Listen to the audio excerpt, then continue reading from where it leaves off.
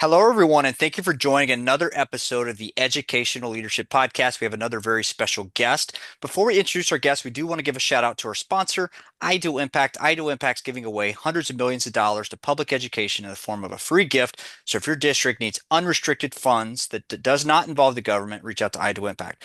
Okay, today we have Dr. Canter from Jourdanton ISD. Dr. Sure, Cantor, thank you for joining us. absolutely. Thank you for having me. Yes, and just so our listeners get to know you a little bit, could you share us a little bit about your background? Sure.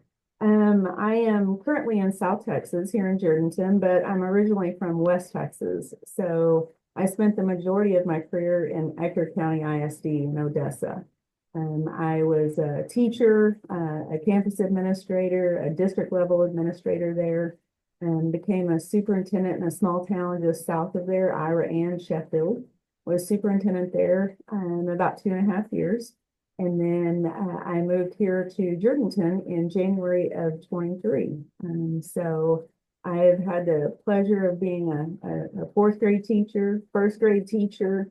I've been a executive director for testing and accountability as well as for special education. Wow, okay. So you've worked with a lot of different stages of students' lives, right? And lots of different types of students from the sounds of it. Um, Absolutely. so that's awesome. And it's always I think it's inspiring for our listeners. It could be teachers, it could be others, but to go from, teaching in the classroom to superintendent, it's just amazing. Um, so there's a lot going on in public education right now, right? There's definitely a lot going. There always is, right? Yeah, We've launched the podcast a couple years ago, and the conversations we had then were completely different than what we're having today. And I imagine a couple years from now it'll be completely different than we're having today. absolutely. Um, so what's on your radar? What's on your radar in public ed? Where is there anything specific that you feel like this is a priority right now in public ed? I think it's just supporting our schools. I love the fact that you're doing this to get out the good things that are happening here because more often than not, we become villainized based on a few small stories or depending on the avenue that someone's wanting to take. But there are more great things happening in public ed right now. And so I appreciate that you're taking the opportunity to highlight that. So for us, our focus has been and will continue to be how do we help our kids grow and help our teachers grow? And I know that that's the same across the state. We're trying our best to reinvent the wheel, so to speak, and we're doing it with less and less funding.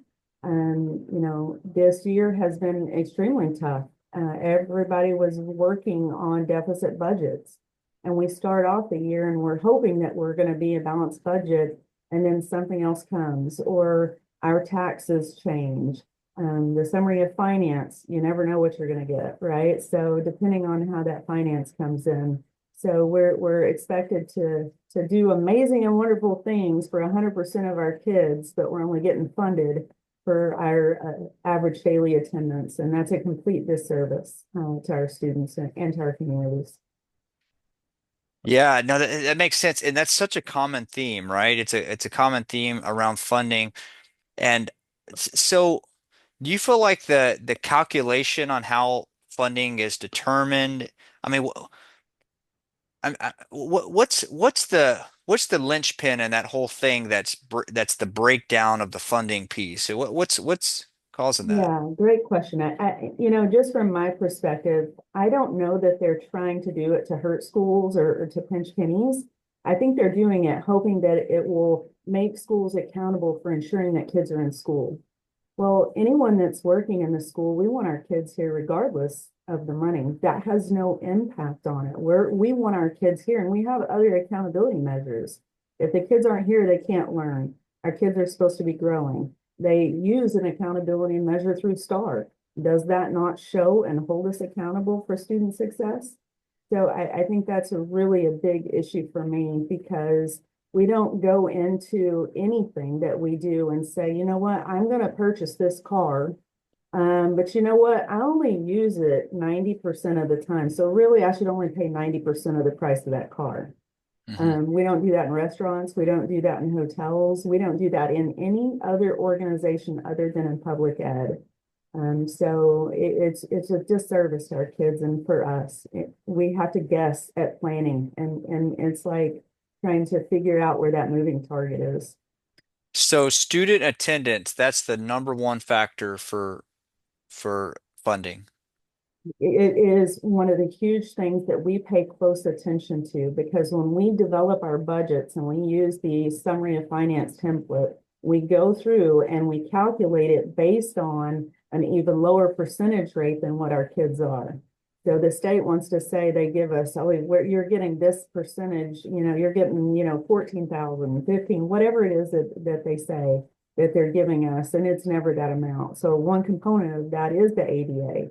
So you look at it, okay, well, they're only giving us, a small they're taking off, let's just say you're 95%. So you're only getting 95% of the money that they're telling the public that they're giving us.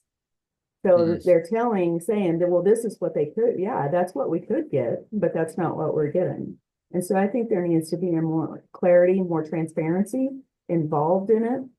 There are different weights for different programs, so for special education and CTE. And so we try to maximize those as far as like offering those programs in career and technology education that will further help our kids but also are weighted at a higher weight when it comes to funding from the state. Okay, got it, got it. And um, so is funding affected at all? I know you mentioned the test scores.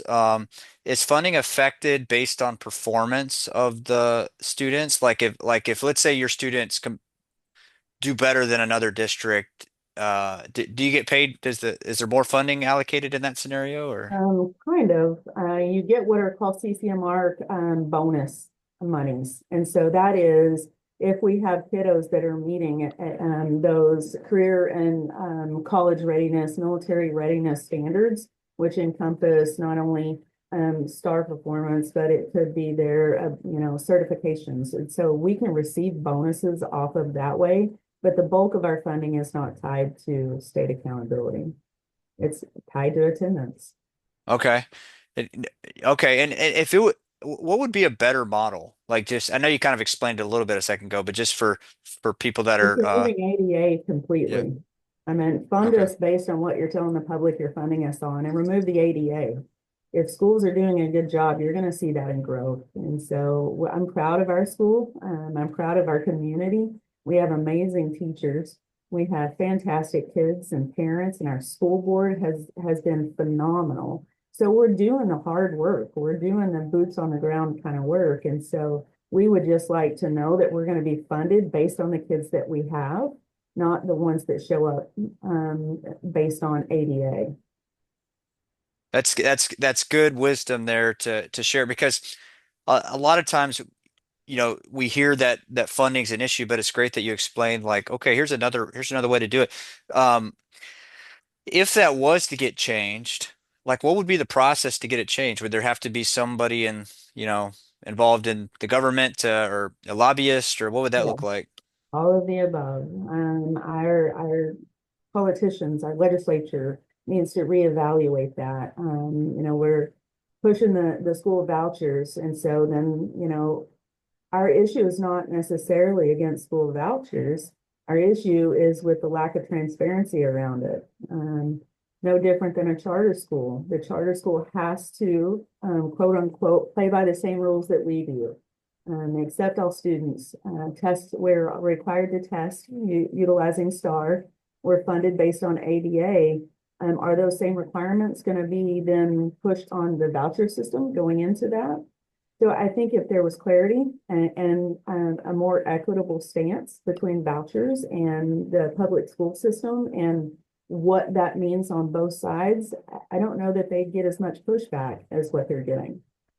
It seems like that would be the approach they would take, right? So You would think. yeah, I mean, is it still kind of just up in the air or are they just not okay, they're figuring it out still, I guess. Yeah, I think so. From my understanding, they're not going to have to do STAR. We're accountable. to the state for STAR. We're accountable for taxpayer dollars based on our STAR performances. They're not accountable for that, right? So they're not accountable to ensure that they're accepting all students, gen ed, students with special education needs. They're not required to accept all students. And that we have different rules and laws that surround that. Private schools are not required to have certified teachers. And so, well, where does that come into play? Yeah, that's a great point. And hopefully there's people thinking about that. And because if they are using taxpayer funds, you would think there would be a common benchmark to compare all the different entities. Because it seems like, I mean, there's been attack on public education for a while now, like in in a variety of ways. I don't think that's anything new to people in public ed, right? There's just hasn't been the best publicity. There's been a lot of great things happening. I mean, if people listen to our podcast, they hear directly from the superintendents what's really happening, not somebody that's just trying to get headlines. Um, but private schools seem to have a different brand, like they're just elevated because they're private. But it would be interesting to see if there were te the common test scores, like where it would really. I mean, because then it might get a little interesting, right? It would get interesting. We're doing great things here in Jourdanton. And so in the time that I've been here, our team has been able to build and we've applied to become a P-TECH school district, so Pathways in Technology. And so we have our first group of kiddos, and our application was approved by the state. So we have a group of eighth grade students that applied to be part of our P-TECH program in the medical field. And so they'll start as ninth graders next year and they'll work through it. Each year we have a course of study. We work with our local partners, Palo Alto and San Antonio colleges, and our students will graduate with their associate's degree before they even earn their high school diploma. And so we have 24 kids that have entered into that and have that opportunity. Next year, we're expanding it to include business and education so that every single student that is enrolled in Jourdanton ISD has the opportunity to receive an associate's degree from college at no cost to them. So we're doing some good things, and we're partnering and with our surrounding school districts. We've gone all the way down into our elementary, and we've started robotics programs for our kids down in elementary. Wow. And so we have that along with Lego robotics, that we've got a grant from our local Jeff Education, our Jourdanton Education Foundation has provided a grant for us for this nice big greenhouse that our high school students will start and be able to utilize, and our kids from elementary and junior high are able to utilize that facility as well. So I have a lot of neat things going on and opportunities for students. Yeah, yeah, wow. It sounds like I'd have to move my students out to y'all's district. I just It, it gotta is convince my wife to move away from her right. parents.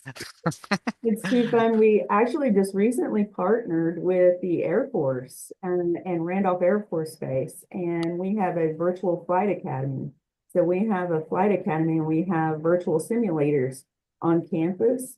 And our kiddos come before or after school in this club, and they will be competing at Randolph Air Force Base at the end of May. So we're pretty excited about that this year too. Yeah, that is so cool that districts are doing that.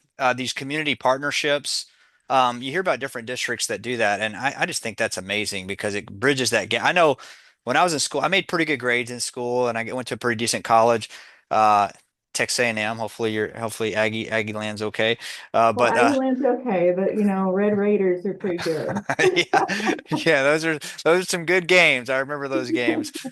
Um, but the struggle, I remember when I was getting out of school decades ago, it was how do you bridge the gap between school and work? And I just think it's so great that, yeah, you have those programs in place. Yeah, we revamped a lot of our pathways, and so we have kiddos that are currently enrolled in going to have their phlebotomy certifications and their EKG certifications. Wow. We have welding, we have culinary arts, we have what's called a meats lab that is teaching kids that are interested in like becoming a butcher. We have an entire facility that they can utilize, a meats lab that um, is pretty state of the art. So our kids are really lucky. We have some wonderful, amazing staff that just keep pushing them, earning certifications so that when they leave us, they are prepared. Yeah, wow, that's so cool. And my daughter, I have three daughters. One's in elementary school, and she keeps talking about, when I grow up, I'm like, look, you can do some of that training now. You can Absolutely. get a certification, and when you're done with, you could like start working in high school if you wanted as an intern in summer or whatever. Um, Yeah, and we've actually started that down in junior high. So our junior high starts taking CTE courses in seventh grade, and it's an employability skills. And so they take an employability skills course, all of our seventh graders. And in eighth grade, wow. they start taking their principles courses for the pathways. So if they're interested in ag or business or information technology or graphic design, we start those principles classes down in eighth grade now. Wow. I'm gonna have to introduce you to the district I live in and say, hey, I need to do some of the Absolutely. things you are doing. It's awesome. We have some really cool kids. Yeah, that is awesome, and I appreciate sharing that. It sounds like you're doing some amazing things. I know we just have a couple minutes left. Any last thoughts or words of wisdom to our listeners? And just that partnering with your schools, we want to partner with our communities and with our parents and build a strong foundation for our students. We're here to work as a team. We don't want to be adversaries with anyone. Yep, yeah. I think that's a great message. I think it's a great message because it's a tough job, right? There's a lot of perspectives out there around how things should be done, and I think it's great that you came on the podcast so people can hear directly from the superintendent and hopefully other superintendent. We have about 1,000 subscribers that listen every month. I mean, there's a lot of listeners, a lot of hours of listening to our podcast, which is really cool. But they get to hear directly from the superintendents. Hopefully, other superintendents are getting some ideas as well, and we're all working together to for that bigger vision of helping students be prepared for the future. So I appreciate you sharing everything that you've done Yeah. today. Last question before we close out. Any who was a leader or who is a leader or was a leader to that inspired you in public ed? And anybody you can think of off the top of your head? Um, the same one that I keep going back to. I was an aspiring assistant principal. I wanted to be an assistant principal, and the lady that gave me my shot gave me my first opportunity to be administrator. Her name is Stacy Ashley, and she was very passionate about what she did. She was excited about the kids, and she was excited about the programs, and she had a really, really amazing work ethic. So I have tried to emulate that, and we're really close friends, and we have stayed really close friends this whole time. But she's an amazing leader and someone I continue to look up to. That's awesome. And we'll have to maybe reach out to her to get her on the podcast and so she could share Yeah, her story. And that's an overlooked trait, right? Just that enthusiasm, that energy to do good. Because I that mean, willingness to teach, right? We don't lose that as administrators. We have to continue to teach and to pour into our aspiring administrators. So anyone that's wanting to go into this field, it's extremely rewarding, very hard. And there are days when you're like, oh my goodness, what was I thinking? But the great days sure do outweigh the bad. yeah. I think that's a great lesson for a lot of our listeners as well. I mean, you could be the smartest person in the world, but if you don't have that energy, that caring, the message may not come across like you intended to. Um, Mhm. well, great. Well, thank you so much for being on the podcast. Before we close out, we do want to give one final shout out to our sponsor, Ideal Impact. Ideal Impact is giving away hundreds of millions of dollars. I think they're in the billions of dollars now for public education. So if your district needs unrestricted funds and you're looking for creative ways to do that, reach out to Ideal Impact. And for those that have been tuning in, stay tuned for future episodes of the Educational Leadership Podcast.